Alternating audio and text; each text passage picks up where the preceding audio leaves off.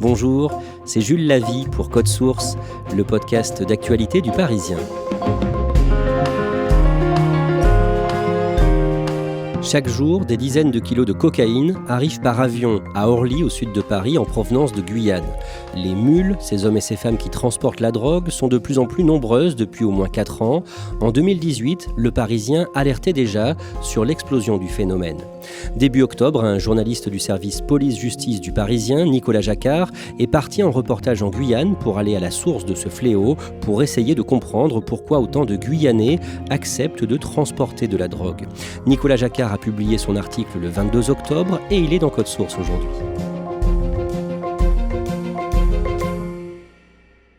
Nicolas Jacquard, le dimanche 2 octobre, vous atterrissez en Guyane à l'aéroport Félix-Éboué de Cayenne. Vous allez enquêter sur les mules, ces hommes et ces femmes qui transportent de la cocaïne par avion entre la Guyane et la métropole. Cette drogue, elle est très consommée dans l'Hexagone ? Oui, elle est extrêmement consommée en France et elle ne l'a jamais été autant. On parle aujourd'hui de 2 200 000 personnes qui ont consommé ce produit au moins une fois dans l'année écoulée. Après avoir atterri à Cayenne, vous vous rendez ensuite à 250 km de là, à Saint-Laurent-du-Maroni. Décrivez-nous ce que vous voyez sur place. Saint-Laurent-du-Maroni, c'est une ville frontière. Elle est, comme son nom l'indique, au bord du fleuve Maroni. Elle fait face à une ville du Suriname qui s'appelle Albina. Le Suriname est un pays qui est beaucoup plus pauvre encore que la Guyane, terre française. Et puis surtout, on est vraiment sur une charnière avec un pays, le Suriname, qui sert un petit peu de port de transit, si on peut dire, pour les grosses quantités de cocaïne. Et puis cette drogue, elle va passer le fleuve Maroni jusqu'à Saint-Laurent pour ensuite être acheminée vers Cayenne et puis la France. La cocaïne vient de Colombie, du Pérou ou encore de Bolivie. À Saint-Laurent-du-Maroni, ils sont nombreux à vivre du trafic de cocaïne. C'est assez difficile à quantifier, mais dans un rapport que le Sénat avait fait en fait sur cette problématique-là en 2020, la maire de Saint-Laurent-du-Maroni, Sophie Charles, estimait qu'il y avait 15 000 personnes sur sa commune qui vivaient plus ou moins directement de ce trafic de cocaïne. Nicolas Jacquard, en 2 mots, c'est quoi une mule ? Alors une mule, c'est quelqu'un qui va transporter la drogue. Et pour transporter cette drogue, il y a plusieurs possibilités. Soit elle va l'ingérer, c'est-à-dire qu'elle va manger des capsules contenant de la cocaïne, soit elle va tout simplement le mettre dans sa valise, soit elle peut se l'insérer dans divers orifices. À Saint-Laurent-du-Maroni, vous allez dans une association qui vient en aide aux mules. Cette association, elle s'appelle Mama Bobby. Elle ne fait pas que venir en aide aux mules, c'est vraiment une association multiculturelle qui travaille sur les cultures qu'on appelle Bushinengue, c'est le peuple de la forêt, son nom exact, qui descend des esclaves marrons, ces esclaves qui prenaient la fuite des plantations il y a plusieurs siècles de cela. C'est aussi une culture et un peuple qui va fournir beaucoup de mules parce qu'on a des jeunes qui sont paupérisés, qui ont fait assez peu d'études, et donc l'association Mama Bobby voit arriver ces jeunes pour des cours de remise à niveau pour essayer de les réinsérer en fait dans la société. Dans cette association, Mama Bobby, vous rencontrez sur place l'une de ces mules, un jeune homme qui s'appelle Mario, il a 18 ans et il accepte de vous raconter son histoire. D'abord, dans quelle famille il grandit ? Alors il grandit dans une famille de 7 frères et sœurs, élevés par une maman handicapée. Et puis sa famille élargie vit de part et d'autre du fleuve Maroni, pour partie au Suriname, pour partie à Saint-Laurent côté guyanais, comme beaucoup de ces familles Bushinengue. Et Mario va être comme ça un petit peu entre les deux secteurs. Quand il est en 3e, Mario décroche du système scolaire. Mario ne sait pas trop vers quoi se tourner. Il commence un petit peu à sécher les cours et puis très rapidement, il ne va pas pouvoir rattraper ce retard-là. Alors il arrête l'école en 3e et puis il va essayer de vivre de petits boulots. Mais on sait que le taux de chômage dans cette partie de la Guyane est extrêmement élevé et qu'il touche vraiment de plein fouet les 18-25 ans. Mario vit des aides de l'État et un jour, quand il a 17 ans, Nicolas Jacquard, il apprend qu'il va devenir papa. Il se découvre futur papa alors qu'il n'est même pas encore majeur. Mais à un moment, tout va aller de travers. Il réussit à s'acheter une voiture, mais finalement, elle est prêtée et puis la personne qui s'en sert la casse. Sa compagne doit faire les différents examens concernant sa grossesse. Ça lui coûte cher. Et puis le fait d'essayer de s'installer dans la vie, il va emprunter en fait 1 500 €. Et puis les 1 500 deviennent 1 800 et puis 2 000. Et puis très rapidement, il ne s'en sort plus. Les gens à qui Mario a emprunté de l'argent sont de plus en plus insistants et pour lui permettre de rembourser sa dette, il lui propose une solution, faire la mule. On lui propose, mais comme on le propose à d'autres jeunes de sa génération, de faire la mule, justement. Et lui, son grand frère l'a déjà fait. Et donc, c'est une proposition qui, somme toute, dans ce secteur-là, qui n'est pas très originale. Combien d'euros Mario peut espérer gagner en faisant le voyage jusqu'en métropole avec de la drogue ? C'est assez aléatoire. On nous parle de chiffres qui vont en gros de 2 3 000 jusqu'à 7 000 euros.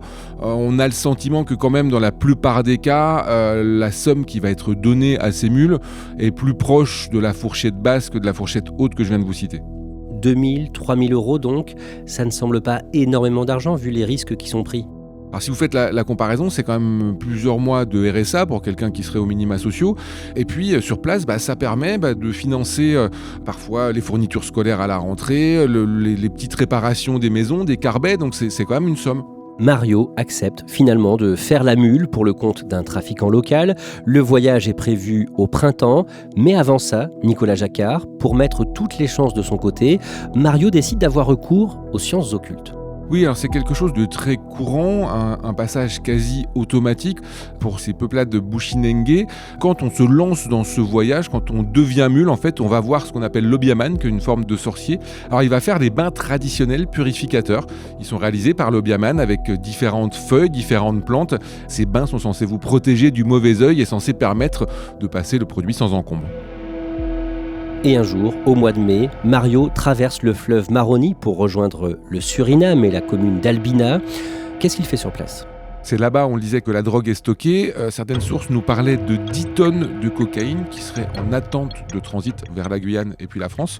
Et donc souvent, c'est là-bas que les mules vont aller ingérer la cocaïne. Donc il y a juste à traverser le fleuve et vous vous retrouvez aux mains des trafiquants qui vont vous donner le produit. À quoi ressemblent les capsules que doit avaler Mario ?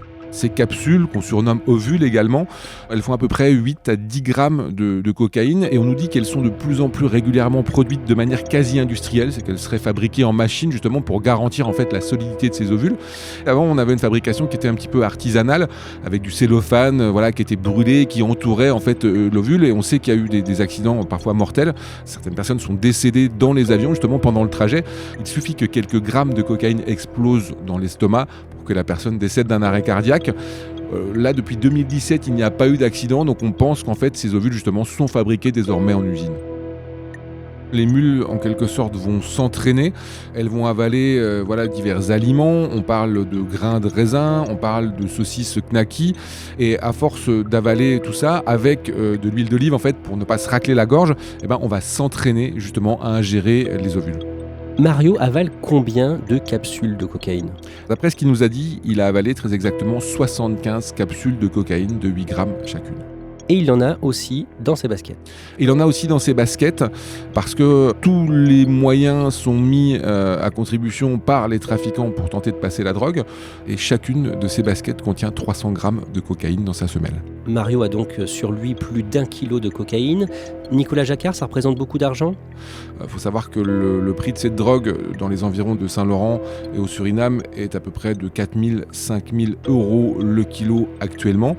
Une fois arrivé en métropole, si on parle là du prix au détail, c'est-à-dire de la drogue revendue au gramme une fois coupée, on approche les 100 000 euros le kilo. Après avoir ingéré la drogue et avec ses baskets donc chargées de cocaïne, que fait Mario ? Alors il va revenir à Saint-Laurent-du-Maroni avec le trajet en pirogue qu'il effectue régulièrement. Et une fois à Saint-Laurent, il va prendre le transport collectif. Ce sont des utilitaires, des 6-9 places qui font la navette de Saint-Laurent-du-Maroni jusqu'à Cayenne, à l'aéroport Félix-Éboué, donc il y a environ 250 km. C'est forcément stressant parce que il a la drogue cette fois dans le ventre. Il y a quand même un contrôle à passer. C'est entre Saint-Laurent-du-Maroni et Cayenne que les gendarmes ont ce point de contrôle et vont fouiller justement les transports en commun, comme les véhicules particuliers, pour essayer de trouver la drogue. Mario passe sans encombre ce premier point de contrôle routier et une fois arrivé à l'aéroport Félix-Éboué en fin de journée, il embarque dans l'un des 2 vols quotidiens qui vont vers la métropole. Comment se passe le vol ? Le vol se passe comme il se passe pour toutes les mules. On sait que Il y en a entre 30, 40, 50 par vol. Et ces mules, on les repère. On voit ces jeunes qui semblent extrêmement stressés, qui tentent de dormir, qui remettent leur capuche sur la tête. Et puis, il y a un détail qui ne trompe pas et que les hôtesses repèrent tout de suite, c'est que la plupart du temps, ils ont tellement de drogue dans leur système digestif qu'ils ne vont pas prendre les repas qui sont fournis à bord. Et d'ailleurs, on sait que les mules se gavent d'Imodium pour se couper le transit intestinal au moment où elles prennent l'avion. À son arrivée à l'aéroport d'Orly, au sud de Paris, Mario attend. Il attend son bagage, alors même que la drogue, il l'a sur lui. Et en fait, ce bagage va mettre extrêmement longtemps à sortir sur les tapis bagages. Ce qui fait que quand Mario va se présenter à la douane, l'ensemble des autres passagers du vol sont déjà passés. Il est le dernier. La douane, assez logiquement, va le contrôler de manière très précise. Il y a cette partie de la drogue qu'il a ingérée, mais il y a aussi ses chaussures. Et à un moment, le douanier va passer en revue l'ensemble des endroits possibles où Mario aurait pu avoir caché de la drogue et il va lui demander de retirer ses chaussures.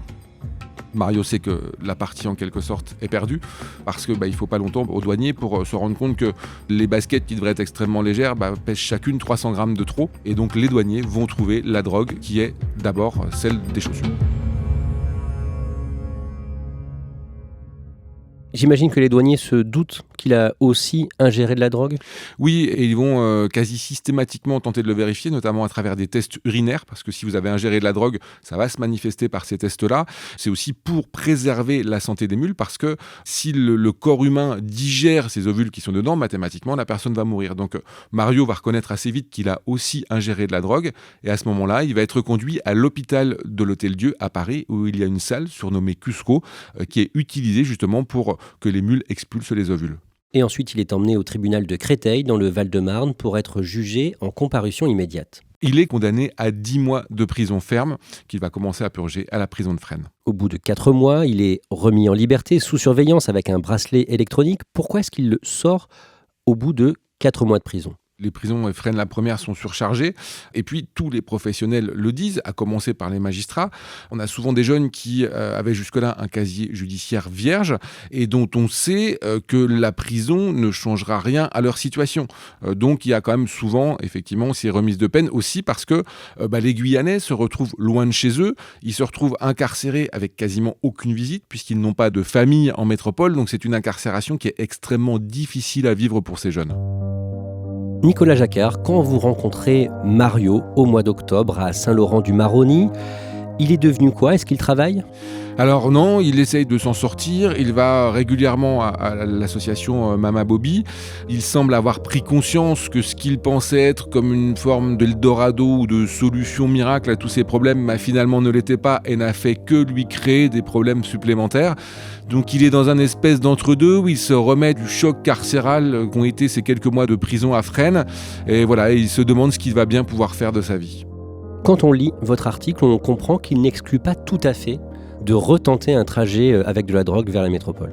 Lui nous dit qu'il l'exclut pour l'instant, mais en même temps, on sent qu'il se pose aussi la question.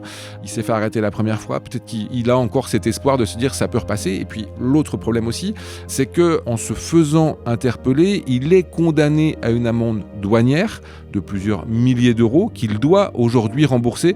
Et c'est du coup souvent un cercle vicieux avec des mules qui vont recommencer pour financer ces amendes. Vous le disiez, il y a des dizaines de mules dans chaque vol qui arrivent de Guyane. Ça représente combien de drogue ?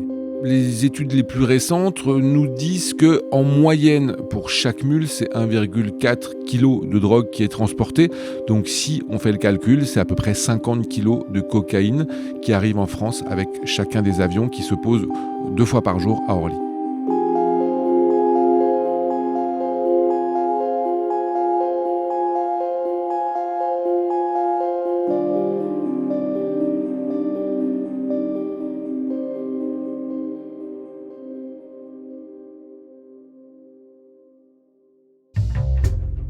Merci à Nicolas Jacquard. Code Source est le podcast quotidien d'actualité du Parisien.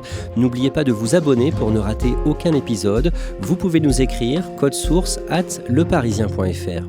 Cet épisode a été préparé et produit par Raphaël Pueyo avec Clara Garnier-Amouroux. Réalisation Julien Moncouquiol.